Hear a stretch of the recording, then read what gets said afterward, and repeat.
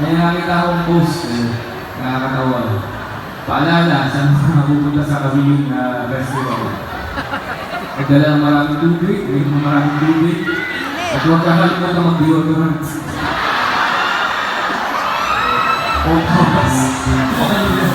Tawa ako ka. So, meron pang nakalimutan mag-deodorant. May nakakamoy pa kayo. Kung walang ka-partner, okay magbabakag ha? Kaya ako siya, bakit mo yung partner? Minsan, yung mga nagsusupong sa amin sa page namin eh.